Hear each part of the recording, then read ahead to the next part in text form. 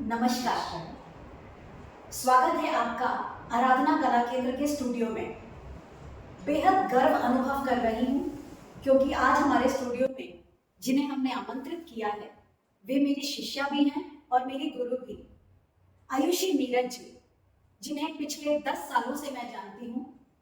उन्होंने प्रभाकर किया है भरतनाट्यम में। 20 साल के अथक प्रयत्न और लगातार उन्होंने भरतनाट्यम को अपना समय, अपना हुनर और अपनी लगन दी है, जिसके फलस्वरूप आज वे प्रभाकर हैं और 2001 से नृत्यार्पण उनकी संस्था है, जिसके द्वारा वे बच्चों को भरतनाट्यम की शिक्षा भी देती हैं। तो चलिए आज हम जानते हैं आयुषी नीरज जी के बारे में उन्हीं के मुख से। नमस्कार आयुषी जी। नमस्कार। स्वागत है आपका। धन्यवाद। मैं आपके परिचय को जितना भी दूं कम है, क्योंकि पिछले 10 सालों से मैंने आपको देखा है कि किस प्रकार आप भरतनाट्यम के बच्चों के साथ जुड़ी रहती हैं और इसका प्रमाण आपका स्टेटस ही बताता रहता है। बहुत बहुत शुक्रिया इतना अच्छा मेरे बारे में बयान करने के लिए। मैं आयुषी नीरज, जो कि भरतनाट्यम में डूबी हुई एक नृत्यांगना हूँ और यही मेरे एक पैशन बोल सकते हैं। इसको आगे बढ़ाने की हिम्मत जो मुझे भगवान ने दी है, मैं उसी को आगे कैरी कर रही हूँ। मैंने नृत्यार्पण 2001 में स्थापित किया था, परंतु उससे पहले मैंने 18 साल तक इसका लर्निंग प्रक्रिया में रही हूँ मैं, और वहाँ पर मैंने विशारद किया था, जहाँ इंस्टीट्यूट का नाम और यूनिवर्सिटी का नाम भातखंडे विद्यापीठ से।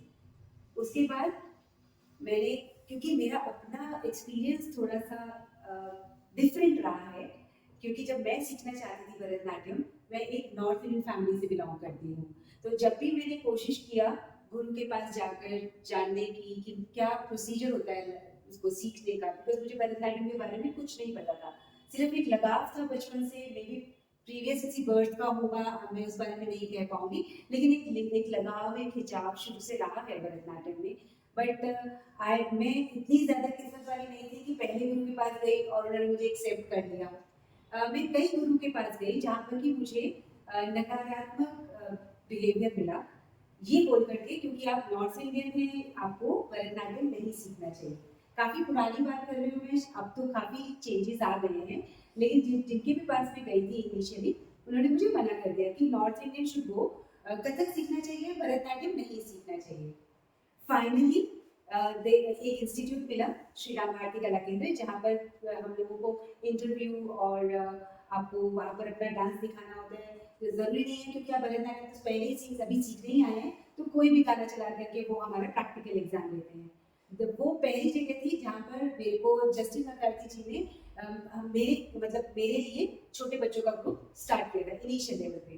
वहाँ पर मेरे को 2.5-3 साल मैंने सीखा। उसके बाद मैं मूव हुई अर्चिता मेहता जी के अंडर में संगीत भारती में। वहाँ से मैंने विशारद किया, जहाँ पर कि मुझे दिखाया गया कि एक्चुअली में ऐसा नहीं है कि सिर्फ साउथ इंडियन की ये धरोहर है या फिर साउथ इंडियन ही इसको सीख सकते हैं। ये एक ऐसी कला है जिसको कोई भी, सिर्फ इंटरेस्ट होना चाहिए, कोई भी इसको सीख सकता है। और पहला जब मैंने एग्जाम दिया वहाँ पर, तो तभी मेरे से जो पहला क्वेश्चन पूछा गया था कि आपका मोटिव क्या है, भरतनाट्यम क्यों सीख रहे हैं। तो मेरा वहीं पर क्लियर हो गया था कि एक्चुअली मुझे क्या चाहिए। और मेरा जो उत्तर था मेरे एग्जामिनर को वो ये था कि क्योंकि मैंने जिस उम्र में स्टार्ट किया है, तो वहाँ पर अलाउ नहीं था सीखना इतना इजीली। तो मैं एक ऐसा इंस्टीट्यूट खोलना चाहूँगी जिसमें कि कोई एज की लिमिट नहीं हो, कोई लड़का है, लड़की है या थर्ड जेंडर है, किसी का भी कोई सीमित नहीं होना चाहिए। तो वहीं से दिमाग में आया कि मेरे को एक अपना इंस्टीट्यूट खोलना है जहाँ पर कोई भी बाउंड्रीज नहीं होनी चाहिए। एंड जैसे ही विशारद हुआ, विशारद करते करते नृत्यार्पण का जन्म हुआ, और नृत्यार्पण ने आज तक 2,500 से ऊपर बच्चे स्थानक में उन्होंने कर दिया है, वो अपने पैरों पे खड़े हैं। नृत्यार्पण इसके साथ साथ सिर्फ सिखाता ही नहीं है, ऐसे बच्चों को प्रमोट भी करता है जहाँ पर कि बच्चों में इंटरेस्ट तो है लेकिन वो फाइनेंशियली इतने स्ट्रॉन्ग नहीं है। तो नृत्यार्पण 30% ऐसे बच्चे को प्रमोट करता है जहाँ पर कि वो फाइनेंशियली फिट नहीं है, उनकी पढ़ाई से लेकर के जब तक कि वो अपने पैरों पे खड़े नहीं हो जाते, वो उनको सपोर्ट देता है। बहुत अच्छी तरीके से आपने अपनी पूरी जीवनी को 5 मिनट में ही बयान कर दिया और मुझे भी काफी कुछ आपके बारे में जानने का मौका मिला। और सच पूछे तो मैं भी यही सोच रही थी कि आप साउथ इंडियन हैं। आज मुझे पता चला कि आप नॉर्थ इंडियन हैं। जी। और आप आराधना के साथ कब जुड़ी, कैसी जुड़ी और आपका सफर आराधना के साथ कैसा रहा, इस पर भी आप अपने विचार बताएं। जरूर। Aradhana is a big blessing for me. मैं सुरनपुर एक छोटे से इंस्टीट्यूट के साथ में थी जहाँ पर मैं बच्चों को एग्जाम दिलाया करती थी और तभी आराधना के साथ में मेरी मुलाकात हुई जहाँ पर कि एग्जाम्स हुआ करते थे। तो इस तरह से मेरी आपसे मुलाकात हुई और उसके बाद तो पता ही नहीं चला कि समय कैसे बीतता चला गया। जहाँ तक मुझे याद है 2002 या 2003 में हमारी मुलाकात हुई थी। बहुत छोटी सी मुलाकात हुई थी लेकिन वो इतनी इम्प्रेसिव थी कि उसके बाद कभी लगा ही नहीं, ऐसा लगा जैसे हम सदियों से एक दूसरे को जानते हैं, बिल्कुल एक परिवार की तरह।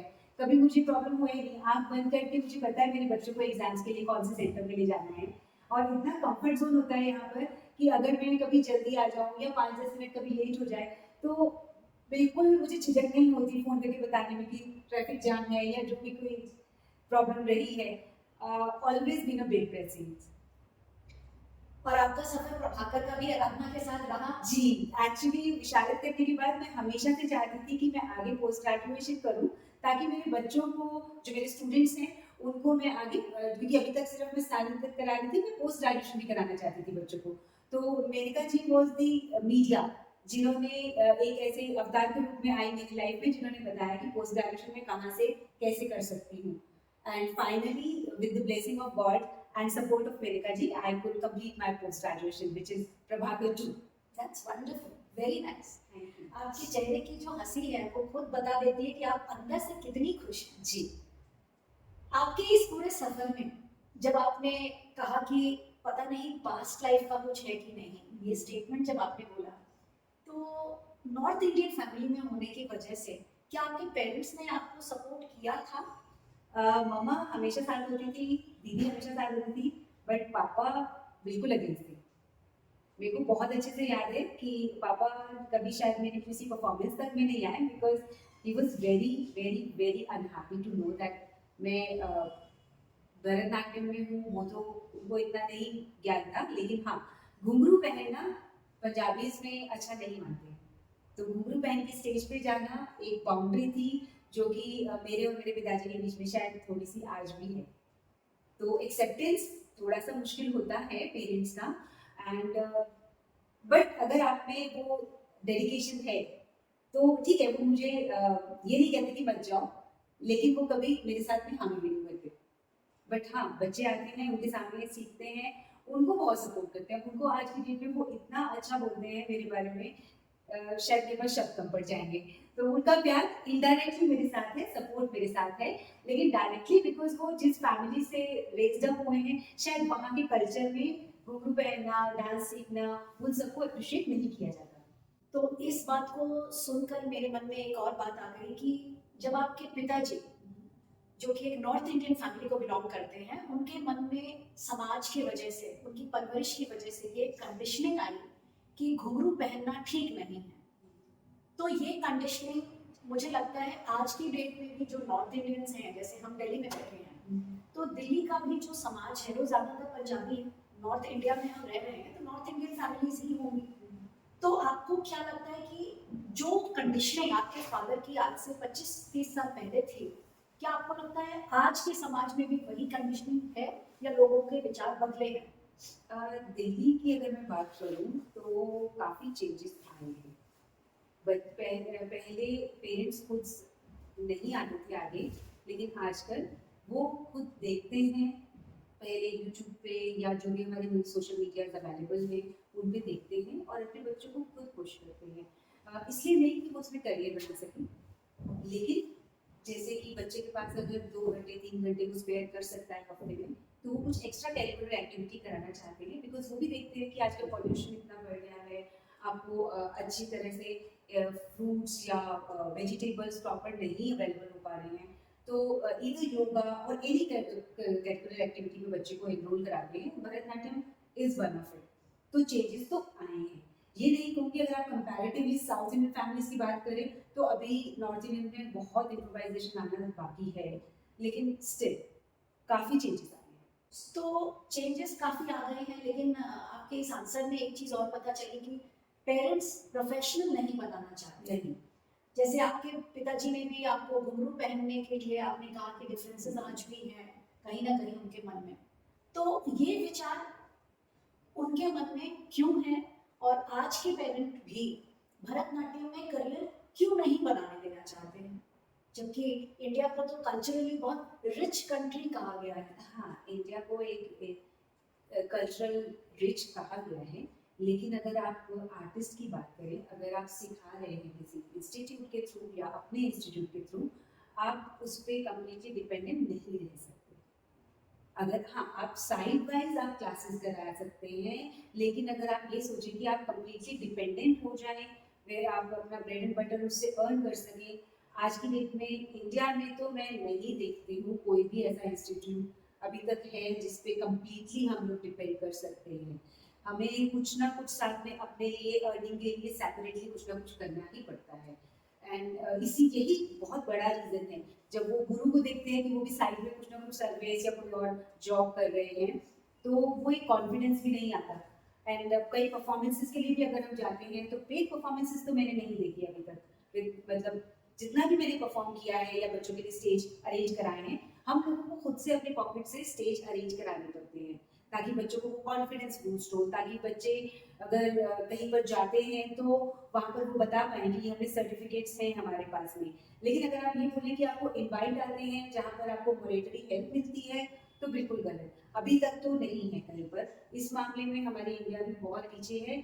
वर्ड्स में और प्रैक्टिकल में जमीन आसमान का फर्क है। ये तो बहुत ही गहन चिंतन का विषय है।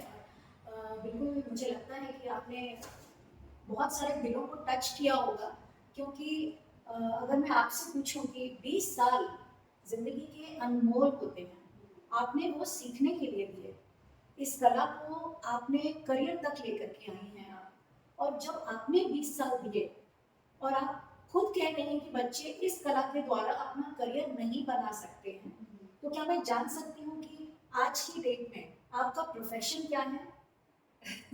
मैं ऑब्वियसली नृत्यार्पण की डायरेक्टर हूँ, तो बच्चे आते हैं मेरे पास। मैं बट उसको फीड करने के लिए, उसको चलाने के लिए हमें मॉनेटरी हेल्प की ज़रूरत पड़ती है। तो मैं यूएस बेस्ड एक कंपनी में कॉर्पोरेट में हूँ, जहाँ पर कि मैं नाइट शिफ्ट में काम करती हूँ, ताकि मैं वहाँ से फाइनेंशियली हेल्प अपनी लेकर के नृत्यार्पण को फीड करके उसको आगे प्रमोट कर सकूँ। तो इसमें ऐसा नहीं है, इससे पहले भी डे वन से जब से नृत्यार्पण है, मैं चाहती थी कि वो इतना इंडिपेंडेंट हो, बट क्योंकि जितने भी बच्चे आते हैं, मैक्सिमम जो 30% बता रहे थे, मैक्सिमम वो 30% वाले ही बच्चे होते हैं जो कि अफोर्ड नहीं कर सकते। तो उनको भी हमें आगे प्रमोट करना है, उनको इंडिपेंडेंट बनाना है। यहाँ तक कि हम नृत्यार्पण की ब्रांच भी खोल के देते हैं उनको, और अभी 20 से 22 ब्रांचेस ऑलरेडी हैं इंडिया से बाहर, इंडिया में काफ़ी स्टेट्स में, जिसको हम अभी भी प्रमोट करते हैं। तो उसके लिए इन सब चीज़ों के लिए मॉनेटरी हेल्प की तो ज़रूरत पड़ती है। तो उसको कंप्लीट करने के लिए मैं नाइट शिफ्ट करती हूँ एक कॉर्पोरेट में। बहुत ही बड़ा योगदान है। मतलब आप पहले तो नाइट शिफ्ट रात भर जगती हैं। मुझे लगता है ये जो आप कह रही हैं, ये आराधना भी सफर कर रहा है। पिछले 25-26 सालों से हम वर्क कर रहे हैं, और हमारा भी यही मिशन था कि हम ज़्यादा से ज़्यादा आर्टिस्ट्स को जॉब दे सकें। मगर आर्टिस्ट्स को जॉब तो हम दे सकते हैं, लेकिन उनकी पेमेंट देने के लिए हमें बहुत डिपेंडेंट होना पड़ता है नॉर्मल सिविलियंस की फीसेस पे। और जब हमने ये देखा कि आप बिल्कुल सही कह रहे हैं कि जब भी हमने भी 30% लोगों को, अंडर पॉवर्टी लाइन के लोगों को आमंत्रित किया, तो मैक्सिमम उसी क्षेत्र के लोग आगे आते हैं। जी, जो करियर ओरिएंटेड लोग होते हैं वो कल्चर को नहीं सिलेक्ट करते हैं। ऐसे में बहुत चैलेंजेस फेस करने पड़ते हैं कि आप अगर मॉनेटरी हेल्प आपको चाहिए, इंडिया के कल्चर को बचाने का दायित्व तो हम लोग ले लेते हैं, लेकिन हमें गवर्नमेंट से कभी भी कोई सपोर्ट नहीं मिलता है। तो हमें खुद का ही अपना एक एक्सटर्नल सपोर्ट सिस्टम जनरेट करना पड़ता है, फिर वहां से लेकर हमें अपनी संस्था को फंड करनी पड़ती है, ताकि वो संस्था फिर आगे बढ़ सके। ये कोशिश में हमने भी 70 ब्रांचेस ओपन किए, लेकिन अनफॉर्चुनेटली वो ब्रांच को जिनको हमने दिया वो चला नहीं पा रहे हैं। कारण है कि टीचर्स भी इस कला, जिस भी कला के द्वारा वो हमारे इंस्टीट्यूट्स को ज्वाइन करते हैं, वो उनका ब्रेड एंड बटर ही होता है। तो उनके ब्रेड एंड बटर के लिए अगर हमें फाइनेंसेस देने होते हैं तो वो एक लमसम ह्यूज मनी होता है, और वो ह्यूज मनी के लिए आपके पास एक ह्यूज नंबर ऑफ स्टूडेंट्स भी होने जरूरी है, और स्टूडेंट्स जागरूक नहीं है क्योंकि शायद गवर्नमेंट ने इस क्षेत्र के बारे में, कला, साहित्य, आर्ट, म्यूजिक, डांस, इसके लिए हमारी सरकार बिल्कुल भी काम नहीं कर रही है। कोई awareness programmes and workshops conduct नहीं होते हैं। किसी भी जगह पर आप नहीं देखेंगे कि उन्होंने केंद्र स्थापित किए हैं भरतनाट्यम के। भरतनाट्यम का कोई केंद्र है ही नहीं दिल्ली में, तो ऐसे दिल्ली में तो नहीं है। और अगर हम कथक की भी बात करें तो कथक का केंद्र भी पूरे हिंदुस्तान में मात्र 3 है, दिल्ली, बनारस, जयपुर। और बनारस के भी केंद्र का बहुत अच्छा अगर हम देखें तो हिस्ट्री नहीं है। तो सस्टेनेबिलिटी अगर हम कल्चर की देखें तो इतनी कम है। ऐसे में अगर इंडिया को कल्चरली रिच बोला जा रहा है तो आपको लगता है कि आगे आने वाले 10-15 सालों में इंडिया अपने कल्चर को सस्टेन कर पाएगी? इस तरह से तो, क्योंकि आजकल की जनरेशन को देख मद्देनजर रखते हुए, तो मुझे नहीं लगता कि इतना डेडिकेटेडली कोई आगे इंस्टीट्यूट को ले जा पाएगा, इस हेरिटेज को ले जा पाएगा। शायद 10-15 साल तो शायद आपने ज़्यादा बोल दिए, उससे पहले ही मुझे ऐसा लगता है कि बहुत जल्दी बहुत कम देखने को मिलेगा। जबकि अगर हम अगर देखें तो इंडिया के बाहर अगर आप जाते हैं या आप देखते हैं, बहुत सारे ऐसे इंस्टीट्यूट, उनको इतना हमारी कल्चर को, हमारे ही नृत्य को इतना प्रमोट किया जाता है वहाँ पर। और इंडिया में जहाँ भी ये धरोहर है वहाँ पर इसके लिए बहुत ज़्यादा इम्प्रोवाइजेशन की ज़रूरत है, बिल्कुल निग्लेक्ट किया जा रहा है। और यहीं से अगर हम अपने कल्चर को आगे लेके जाते हैं इंडिया के बाहर, तो बिल्कुल ही दूसरी तरह की पिक्चर देखने को मिलती है। तो क्यों ना उसको हम रिवर्स करके, जो इंडिया के बाहर हम लोगों को इज्जत मिल रही है वो इंडिया में क्यों नहीं मिल सकती? जो भी उसके लिए दायरे हैं या जो भी दीवारें हैं, हम क्यों नहीं उसको ला सकते? कुछ ऐसा करें कि वो हमारे लिए, हम उनको नजर आए, हम उनके लिए कुछ मतलब जितना कर दो हमें, वो सब चीजें लाइमलाइट में आए, और जो सपोर्ट हम बाहर ढूंढ रहे हैं वो यहाँ पर अगर मिले तो मैं बहुत अच्छी तरह से कह सकती हूँ कि धरोहर यही रहेगी, धरोहर यहीं पर खिलेगी और धरोहर आगे भी बढ़ेगी। बस ये थोड़ा सा गैप है जो कि शायद सरकार की तरफ से, बिकॉज इस समय तो सिर्फ सरकार ही है हमारी, अगर उनकी तरफ भी और हमारी तरफ भी जो ब्रिज का बहुत बड़ा गैप हो गया है उसको अगर कवर कर दिया जाए तो बहुत बहुत ज़्यादा हम लोगों को हेल्प हो जाएगा। तो आपका कहने का मतलब है कि जो कल्चरल मिनिस्टर है, जो मिनिस्ट्री में जितने भी पैसे आते हैं और कल्चर के ऊपर उन्हें प्रमोट करना होता है, वो प्रमोशन ठीक से नहीं हो पाती है।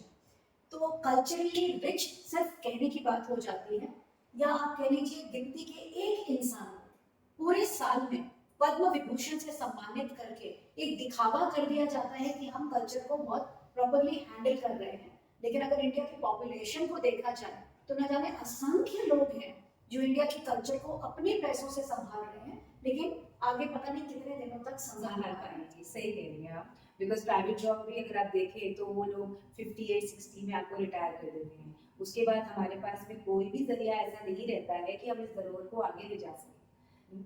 नो मैटर हमारे पास कितना एनर्जी है, और जैसे जैसे उम्र बढ़ता है वैसे वैसे शारीरिक रूप से आप कमज़ोर ही होते हैं, कोई आप ताकतवर तो होते नहीं हैं। उधर से आपकी प्राइवेट जॉब भी आपको रिटायर कर देती है, आपका दिल, आपका मन डांस में है, आप उसको नहीं छोड़ सकते, लेकिन आपके पास में कोई ऑप्शन भी नहीं बचता, क्योंकि आप वहाँ से जो मॉनिटरी हेल्प जहाँ से आप ले रहे थे वहाँ से तो आप रिटायर हो गए। तो ऐसे में इंस्टीट्यूट को चलाना, धरोहर को आगे लेकर के जाना एक बहुत बड़ा सवाल बन जाता है।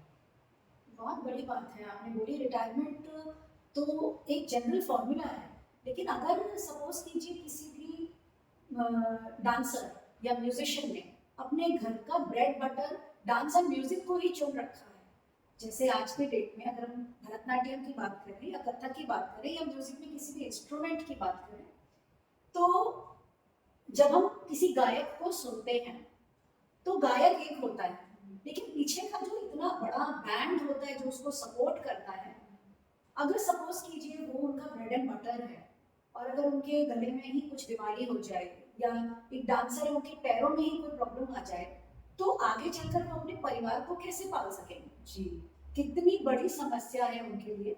एंड आई थिंक सो जो शहनाई वादक थे हमारे बिस्मिल्लाह खान जी, उनके घर को अगर आप देखती हैं पुरानी दिल्ली में, उस गली के अंदर जाने की जगह नहीं है।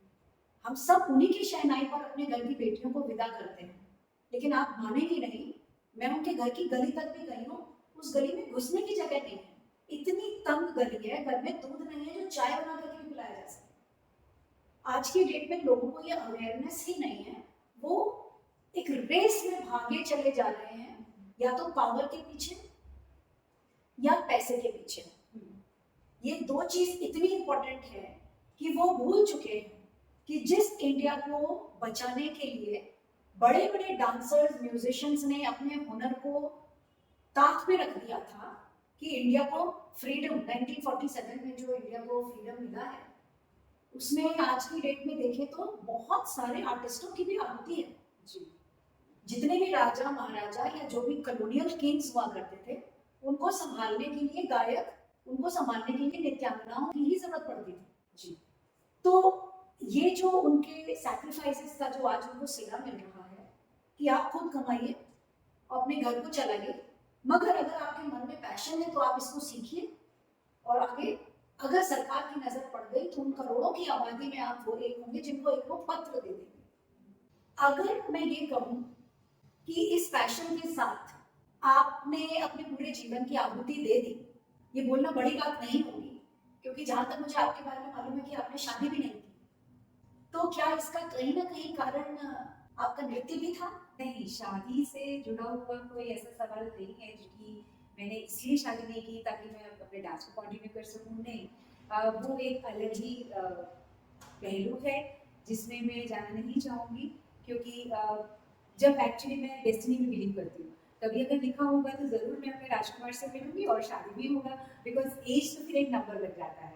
तो वो बिल्कुल ही डिफरेंट पहलू है, और वो कोई भी ऐसा रीज़न नहीं है कि मैंने शादी इसलिए नहीं की क्योंकि मैं डांस में थी। डांस कभी रिस्ट्रिक्ट नहीं करता आपको किसी भी रिलेशन में जाने के लिए, जबकि डांस तो आपको और ज़्यादा प्यार करना सिखाता है अपनों को, जो आपके फैमिली में जुड़ते चले जाते हैं, जैसे कि जितने भी स्टूडेंट होते हैं वो भी आपके एक परिवार ही बन जाते हैं। तो प्यार की कमी नहीं रहती कि हम, ये कोई कंडीशन नहीं है कि आप डांस में हैं तो आप शादी नहीं करेंगी, या फिर ऐसा कुछ नहीं है। वो डेस्टिनी में लिखा होता है, जब किसी का जहाँ लिखा होता है तभी होता है। आपके द्वारा सिखाई हुई एक बच्ची आराधना में आज एक टीचर बन गई जी, मगर आपने जैसे बोला कि जब वो अपने गुरु की तरफ देखती हैं कि मेरी गुरु अपने फैमिली को डांस की थ्रू सस्टेन नहीं कर पा रही है और बाहर जॉब कर रही है, तो मैंने उनसे भी पूछा कि क्या आप डांस को एक करियर बनाना चाहेंगी, तो उन्होंने भी मना कर दिया जी। आज के यूथ में आपने तो शादी नहीं की, तो आप डांस को काफी अच्छे से प्रमोट भी कर पा रही हैं, सिखा भी पा रही हैं, बोल भी पा रही हैं, मगर अगर हम आज के जेंडर्स को देखेंगे तो मेल जेंडर तो डांस में बहुत ही रेयर आते हैं, बहुत ही रेयर आ रहे हैं। तो जितनी भी फीमेल्स यानी बच्चियां जो डांस सीख रही हैं, वो एक उम्र में आकर के छोड़ देती हैं, क्योंकि एकेडमिक बहुत प्रेशर होता है उनके ऊपर, और दोनों चीज़ों को कोप अप कर पाना उनकी पॉसिबिलिटी से बाहर हो जाता है कि वो डांस में भी अच्छा करें और अपने एकेडमिक्स में भी वो अच्छा करें, क्योंकि डांस भी समय मांगता है, रियाज मांगता है, एंड उसके भी एग्जाम्स होते हैं। ऐसे में जहाँ वो डांस को करियर नहीं ले पाती हैं, लेकिन उन्हें डांस सीखना भी है और उन्होंने अपना 5-6 साल दिया होता है, तो क्या आपके पास कोई ऐसा आइडिया है कि आप बता सकें, ताकि जनसाधारण में जो भी बच्चियां डांस सीख रही हैं या सीखना चाहती हैं, या जो पेरेंट्स चाहते हैं कि उनके बच्चे सीखें, क्या आपके पास कोई ऐसा विजन या कोई ऐसा आइडिया है कि आप बता सकें कि अगर वो डांस को अपना समय दे और एक बैलेंस बना करके चले, तो वो डांस को भी करियर बना सकती हैं, और अगर वो नहीं बनाती हैं तो आप अलग प्रोफेशन को भी अपना करियर बना सकती हैं, लेकिन एक ऑप्शन डांस को स्ट्रांगली बनाने के लिए,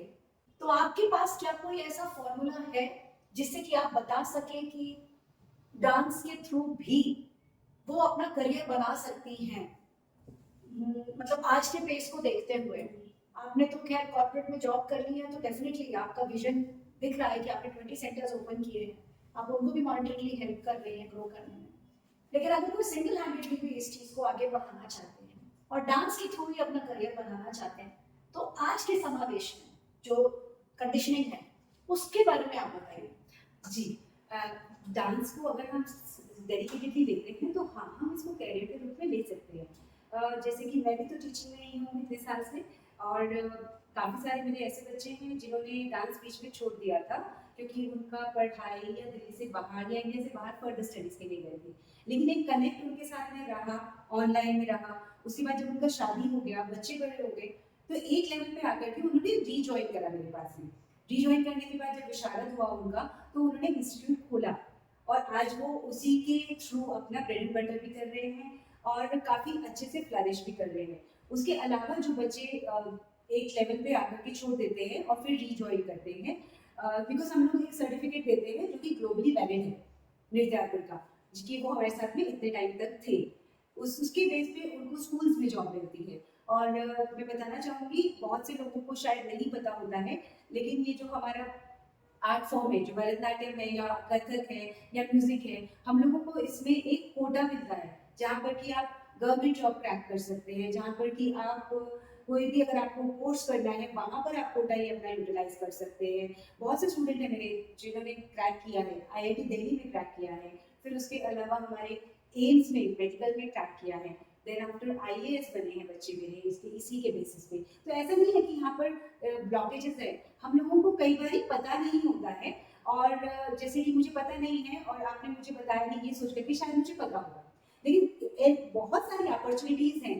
यही तो रीजन था कि हम इसको आगे बढ़ा पाए, क्योंकि हमने देखा पहले कि हाँ, हमारे गुरु भी तो कर रहे हैं थ्रू आउट सिंगल हैंडेडली, और दे वर आल्सो अर्निंग गुड। तो ऐसा नहीं है कि बहुत सारे बंद रास्ते हैं, नहीं, ब्लॉकेजेस हैं जिसे हमें खोलना है with the knowledge, with the light of knowledge. Okay, तो इसका मतलब है कि अगर वो इसको करियर में लेना चाहें तो ले सकते हैं, इंस्टीट्यूट ओपन करके वो अर्न कर सकते हैं और अपना ब्रेड एंड बटर भी अर्न कर सकते हैं। जी।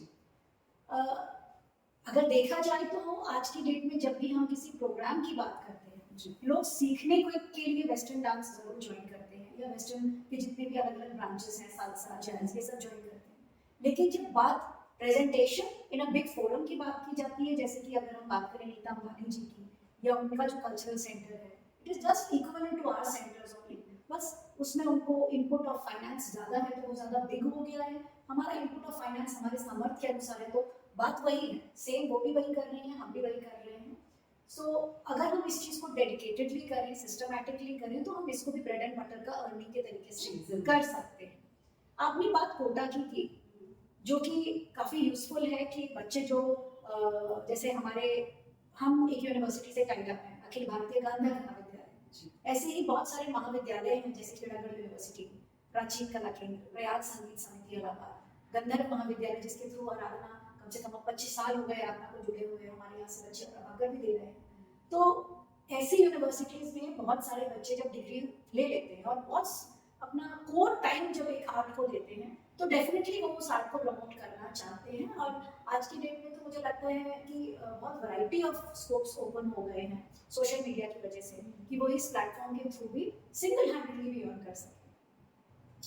मगर ये सारी चीज़ों के बाद भी जो मेरे मन में एक बात अक्सर खटकती है कि शादी के बाद हमने कोई आर्ट किसी बच्ची को सिखाया, वो ग्रो कर रही है, अब वो 10th का एग्जाम दे रही है, उनका वो आर्ट फॉर्म से उनका कनेक्शन टूट जाता है, 11th-12th के एग्जाम्स के बाद कॉलेजेस आ जाते हैं और एक अलग करियर में हो जाती है, फिर वो वापस से कनेक्ट होती है। आपका क्या विचार है कि जब भी कोई आर्टिस्ट आर्ट को लेकर के आगे बढ़ता है और उसकी शादी किसी ऐसे घर में हो जाती है जहाँ आर्ट को प्रमोट नहीं किया जाता है, जैसे कि आपने बताया आपके फादर भी आपका घुंघरू पहनना पसंद नहीं करते, तो ऐसे कंडीशनिंग में अगर उनकी शादी होती है, तो क्या ये भी एक रीजन कहा जा सकता है डिवोर्स का, या एक भय का कि मैं शादी उन्हीं से करूं जो मुझे इस आर्ट फॉर्म को आगे बढ़ाने दें। और क्योंकि इस कल्चर में अभी भी हम जी रहे हैं कि डांस को बहुत अच्छी नज़रों से नहीं देखा जाता है, इस आर्ट फॉर्म को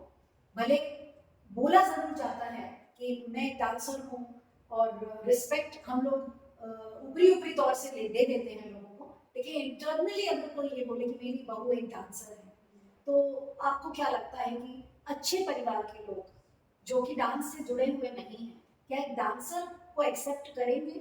तो क्या ये दो रीजंस हैं कि आज का यूथ विवाह से डरता है कि उसके पैशन को शादी के बाद दबा दिया जाएगा, या फिर वो इस चीज़ से डरता है कि आज मैं सैक्रिफाइस कर देती हूँ अपने पैशन को, लेकिन शादी के बाद कहीं मैं रिग्रेट ना करूं, और वो भी एक रीजन है डिवोर्स का। नहीं, डिवोर्स का रीज़न डांस नहीं हो सकता, पैशन नहीं हो सकता, लैक ऑफ कम्युनिकेशन हो सकता है।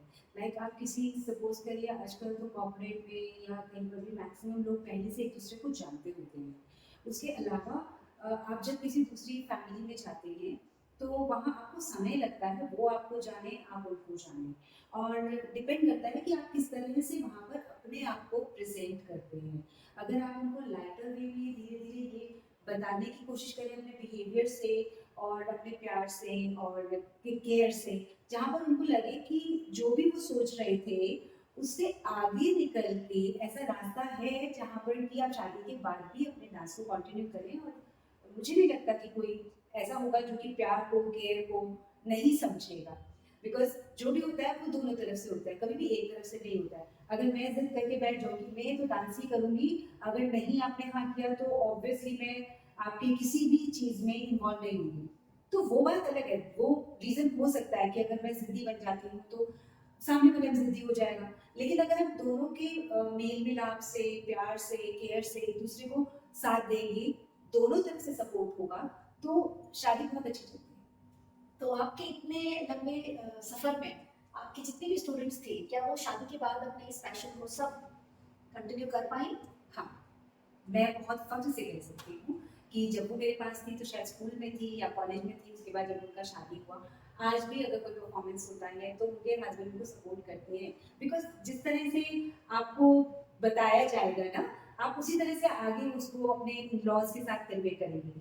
तो मेरे परिवार में, नित्यानंद के परिवार में, हम लोगों का फाउंडेशन सिर्फ़ ऐसा नहीं है कि आप डांस सीखिए और जाइए। वहाँ पर ऐसा है कि हम लोग एक गुरु शिष्य का रिलेशनशिप ना रख करके एक अक्का और एक छोटी बहन का रिलेशन होता है। तो सभी हम लोगों में गुरु को अक्का बुलाते हैं, जिसका मतलब तमिल में बड़ी दीदी होता है, और वो हमारी छोटी बहन होती है। तो कोई भी ऐसा डिफरेंसेस कभी रहा ही नहीं।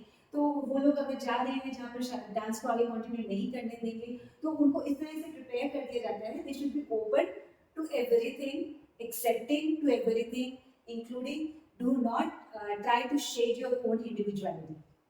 इनफैक्ट वो शादी से पहले जब कोई उनका परफॉर्मेंसेस होता है, उनके इन-लॉज़ को, जो वुड बी इन-लॉज़ होते हैं, वो भी आकर के देखते हैं, तो उन्हें समझ में आता है। बिकॉज़ हम सिर्फ सुनी-सुनाई बातों पे अगर विश्वास करते हैं, तो ऑब्वियसली हमारा माइंड अपने आप से कुछ ना कुछ दिमाग में बना लेता है। लेकिन जब हम अपनी आँखों से देखते हैं, पता चलता है कि कितना ज़्यादा लगाव है, और उसके बाद भी ये लगाव होने के बावजूद भी वो लड़की अपना पूरा का पूरा समर्पण करने को तैयार है, तो वो कोऑपरेट होता है, तो वो सबके सब आगे कंटिन्यू करती हैं।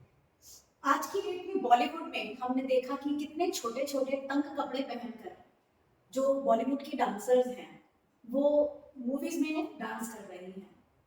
उनके डांस को कॉपी करके आज का यूथ बहुत सारे रील्स भी बना रहा है। इन सारे रील्स में आपको कितने भरतनाट्यम के डांसर्स दिखाई देते हैं? मुझे तो लगता है मैंने कभी देखा ही नहीं। बहुत अगर आप इनकी लगन देखें, क्लासिकल डांसर्स की जो लगन होती है, 20 साल, 25 साल, 45 साल लग जाते हैं इसे सीखने में। वेस्टर्न डांस का स्टेप तो मुझे लगता है आप 10-15 मिनट भी अगर आप किसी गाने को देखें तो आप सीख जाएंगे। लेकिन अगले नृत्य में आपको दोबारा से फिर कोई ऐसी हरकतों वाला नृत्य सीखना पड़ेगा। लेकिन कथक, भरतनाट्यम, ओडिसी, कथकली, ये जितने भी डांस फॉर्म्स हैं, ये एक कथा के रूप में चलते हैं। आप किसी कथा का वर्णन एक प्रॉपर पोशाक पहनकर भाव नृत्य के द्वारा उसे प्रस्तुत करते हैं। तो जितने भी बड़े बड़े समारोह होते हैं, उनमें क्लासिकल डांसर्स को ही बुलाया जाता है, ताकि उनका जो प्रोग्राम है वो रिच दिखाई दे। यानी कल्चर को दिखाना आपके लिए बहुत रिचनेस का प्रतीक है, आपके लिए वैभव का प्रतीक है। माँ सरस्वती, जिनको हम सब पूछते हैं, उनके हाथों में वीणा होती है। भगवान भोलेनाथ हर हर महादेव का जाप मुझे लगता है हर हिंदुस्तानी करता है। उनके हाथ में डमरू होता है। ओम नमः शिवाय, हरे कृष्ण का जाप पूरी दुनिया करती है। आज की डेट में हरे राम हरे कृष्ण, हरे राम हरे कृष्ण। कृष्ण को उद्धार करता कहा जाता है, उनके हाथ में बांसुरी होती है। यानी आप किसी भी देवी देवताओं का अर्चन करें तो हर एक देवी देवताओं के हाथ में एक इंस्ट्रूमेंट होता है, एक म्यूजिकल इंस्ट्रूमेंट होता है, उनके हाथ में लक्ष्मी, धन लक्ष्मी की वो पोटली क्यों नहीं दिखाई देती है? इसका मतलब है कि आत्मा का सृजन करना, आत्मा के बारे में समझने के नाद को स्वर कहा जाता है। वो सो हम जो सांसों के द्वारा चलता है, वही हमारे नृत्य की सबसे पहली ताल है। मगर आज पूरी दुनिया लक्ष्मी की ओर भाग रही है। सरस्वती माँ को तो शायद ही पूरे विश्व में अधिकांश लोग जानते भी नहीं होंगे। आज जब पूरी दुनिया कलाकारों को महत्व नहीं दे रही है, कला क्षीण होती चली जा रही है, गवर्नमेंट कल्चर के नाम पर बहुत सारा पैसा अपने बैंक फंड में तो रख रही है, लेकिन कलाकारों को उसकी फंडिंग से कुछ भी नहीं मिलता है। आराधना कला केंद्र का ये मुहिम जो आज हम चला रहे हैं, उसके अंतर्गत हम समस्त भारतवर्ष के जितने भी कलाकार हैं, जिन्होंने कला के लिए अपने जीवन को समर्पित कर दिया है, जितने भी कलाकार अपनी कला को अपने बच्चों को देकर के जा रहे हैं धरोहर के रूप में, लेकिन आज उनके बच्चे भी डरे और सहमे हुए हैं कि जिन पिताओं ने अपने परिवार की परवरिश चंद पैसों के साथ की है, आज उनके पास अपना मकान नहीं है, अपनी गाड़ी नहीं है, आज उनके बच्चे बहुत बड़े बड़े स्कूलों में नहीं पढ़ रहे हैं। जब उनके बच्चे बड़े बड़े स्कूलों और व्यवसायियों के बच्चों को डांस सिखा रहे हैं, म्यूजिक सिखा रहे हैं, तो उनके मन में भी आगे बढ़ने की ललक रहती है। लेकिन क्योंकि उनको सरकार के द्वारा, समाज के द्वारा उतनी अर्जन नहीं हो पाती है कि वे भी अपनी आकांक्षाओं को पूरा कर सकें, इसके लिए हमारी ये मुहिम है कि जितने भी कलाकार हैं भारतवर्ष में, वो हमारे साथ जुड़े। क्योंकि अब जो हम अपील करने जा रहे हैं आयुषी नीरज जी के द्वारा, वह अपील सिर्फ आज आयुषी जी की अपील नहीं है, ये अपील आराधना और आयुषी जी की तरफ से समस्त भारतवर्ष में जितने भी आर्टिस्ट हैं, चाहे वो म्यूजिक से जुड़े हों, चाहे आर्ट के फील्ड से जुड़े हों, चाहे फोक के फील्ड से जुड़े हों, आज हमारी आवाज जिन जिन तक पहुंच रही है, आपसे आग्रह है इस वीडियो में कमेंट करके हमारे साथ जुड़े, हमारे इस अपील को, इस गूंज को इतनी जोर कर दे कि यह अपील हमारी सरकार तक जाए और वो एक बिल पास कर सके, ताकि कलाकारों के लिए भी एक कार्ड बन सके, उस कार्ड के थ्रू कलाकारों को भी एक स्टाइपेंड मिल सके, कलाकारों को एक मुहैया कराया जाए पढ़ाई के लिए, उनके मेडिकल केयर के लिए, ताकि वो अगर कल को कभी भी बीमार पड़ते हैं और अपने उस ऑर्गन को यूज नहीं कर पाते हैं जिसके थ्रू वो अपने घर का ब्रेड एंड बटर चला रहे थे, तो अपने उस कार्ड के स्टाइपेंड एंड पेंशन के थ्रू अपने जीवन को अंत तक आराम से ले जा सके। तो आयुषी जी, आज जो अपील मैं आपके थ्रू चाहती हूँ कि पूरे इंडिया में, मैं पहले पूरे वर्ल्ड के बारे में तो नहीं बोलूँगी क्योंकि बाहर तो हमारे आर्टिस्ट अच्छा ही कर रहे हैं, लेकिन इंडिया में बहुत सारे आर्टिस्ट हैं जो अपने मकान में नहीं रह रहे हैं, उनके पास मेडिकल फैसिलिटीज नहीं है। क्योंकि इसका लाइव एग्जाम्पल हमारे खुद के टीचर्स हैं जो अपने वाइफ्स को मेडिकल फैसिलिटीज भी नहीं दे पाते हैं, बहुत सीवियर एलिमेंट से गुजर रही होती हैं, वो जितना बन पड़ता है मैं करती हूँ, लेकिन सभी लोगों की तो मदद मैं नहीं कर पाऊंगी। तो आपसे मेरी ये गुजारिश है कि पहले तो आप ये बताएं कि आप क्या चाहती हैं कि गवर्नमेंट आर्टिस्ट के लिए क्या करे। गवर्नमेंट से मैं ये गुजारिश करना चाहूँगी कि सबसे पहले तो हमें एक प्लेटफॉर्म ऐसा देना चाहिए जहाँ पर कि हम अपने आप को हमारे सर्टिफिकेट्स के साथ प्रूव कर सकें कि हमारे पास में डिग्री या पोस्ट डिग्री जो भी है, जिसको आप एक्नॉलेज करें, और उसके बाद प्लेटफॉर्म के थ्रू परफॉर्मेंसेस जहाँ पर कि हम अपने बच्चों को आगे लेकर के आए, जहाँ हमें पैसे ना देने पड़े और वो प्लेटफॉर्म हम लोगों के लिए अवेलेबल हो। उसके अलावा जो बहुत इम्पॉर्टेंट चीज़ है, जैसे कि मेनका जी ने बताया, एक मेडिकल कार्ड बहुत ज़रूरी है, क्योंकि आज की डेट में अगर हम अपना पर्सनल इंश्योरेंस कराते हैं तो हमारे आधे से ज़्यादा खर्चा तो उसी की EMI देने में चला जाता है। तो ये कार्ड, जैसे ESI कार्ड आप अवेलेबल कराया जाता है, उस तरह से एक छोटा सा मेडिकल कार्ड कि जिसमें हम अपना और अपने सही परिवार का उसमें हम मेडिकल इंक्लूड कर सकें। और हाँ, एक स्टाइपेंड जो बोला गया है, स्टाइपेंड को हम पेंशन के रूप में भी ले सकते हैं। स्टाइपेंड जब तक कि हम डांस सिखा रहे हैं, और पेंशन जब हमारा एक उम्र के बाद हमें एक ऐसा जरिया चाहिए जिससे कि हम अपना ब्रेड एंड बटर को कंटिन्यू कर सकें और बिना किसी प्रॉब्लम के हम इस कला को आगे पहुंचा सकें, बिना किसी प्रॉब्लम से। इस मंच के द्वारा मैं आमंत्रित करती हूँ कि आप जो भी आर्टिस्ट हमारे इस वीडियो को देख रहे हैं वो हमसे जुड़े। हम एक फोरम रेडी कर रहे हैं जिसमें सारे आर्टिस्ट जुड़ेंगे, क्योंकि भारत में आज तक आर्टिस्ट का कोई फोरम नहीं है। इस फोरम में हम चयन करेंगे उन सभी लोगों का जो दायित्व के साथ इस मुहिम का हिस्सा बन सके, एक आवाज बन सके, जो पुरजोर तरीके से स्टाइपेंड के बारे में जैसे हम लोगों ने बताया कि जब तक वो सीख रहे हैं तब तक उनको मिले, ताकि वो अपनी पढ़ाई भी आगे तक पूरी कर सके। क्योंकि जैसे आप लोगों ने सुना कि बहुत सारे ऐसे बच्चे हैं जिनके अंदर कला तो है, कलाकार भी है, लेकिन पैसे नहीं है। और हम लोग 1 2 3 बच्चे 5 बच्चे इन लोगों को सपोर्ट कर सकेंगे, लेकिन बहुत सारे ऐसे बच्चे हैं जिनके अंदर कलाकार है लेकिन दब के मर जाता है। उनके लिए आर्टिस्ट के पास स्टाइपेंड होना चाहिए ताकि वो अपनी पढ़ाई पूरी कर सके। जब वो पढ़ाई पूरी कर रहे हो तो अपनी डिग्रीज को जाकर एक पोर्टल में रजिस्टर कर सके, ताकि गवर्नमेंट उसे एक्नॉलेज कर सके कि हाँ ये एक डिग्री होल्डर है और आगे बढ़ रहा है। हमारे पास भी पेंशन और मेडिकल, ये 2 फैसिलिटीज होनी चाहिए। आज गवर्नमेंट ने कोटा के थ्रू एक कल्चरल कोटा कार्ड भी बनाया है जिसमें 5 to 7% का इंक्रीमेंट मिलता है, लेकिन बहुत सारे बच्चे उसको नहीं अवेल कर पाते क्योंकि वो इस पढ़ाई को आगे बढ़ा ही नहीं पाते, उनको मालूम ही नहीं है। वो कोई भी डांस प्लेटफॉर्म सिलेक्ट करते हैं तो साल 2 साल 3 साल के बाद छोड़ देते हैं, तो इस वजह से उनको इस प्लेटफॉर्म के बारे में भी जानकारी नहीं है। मेरी गुजारिश है, मेरी अनुनय विनय है कि हमारे जो कल्चरल मिनिस्टर हैं वो ऐसे वर्कशॉप्स भी कंडक्ट करें जैसे वो एमएसएमई के लिए कर रहे हैं, वैसे ही कल्चर के लिए भी वर्कशॉप्स और इस तरीके की डेलीगेशंस होनी चाहिए। आर्टिस्ट को आमंत्रित करना चाहिए, उनके लिए फोरम रेडी होना चाहिए। आर्ट को किस तरीके से विश्व विख्यात करना चाहिए उसके लिए हमारे साथ बातचीत होनी चाहिए। जितने अलग अलग फोक एंड म्यूजिक एंड डांस के जो मेजर प्लेटफॉर्म्स हैं, कौन आगे बढ़ा सकता है, उन आर्टिस्टों को प्राथमिकता देते हुए उस फोरम का हेड बनाना चाहिए। और पेंशन प्लान भी उन्हें जरूर मिलना चाहिए कि कल को अगर वो काम नहीं कर पा रहे हैं तो कम से कम जीवन के अंतिम समय में डिपेंडेंट नहीं हो। आज के इस विषय पर चर्चा करने के लिए, स्टूडियो में आने के लिए आपका बहुत बहुत धन्यवाद। आपकी कहानी से और आपकी इस अपील से मुझे पूरी उम्मीद है कि जितने भी लोगों ने आज का ये वीडियो सुना होगा वे इंस्पायर्ड होंगे आयुषी नीरज जी की स्टोरी से, और जरूर आप हमसे जुड़ेंगे।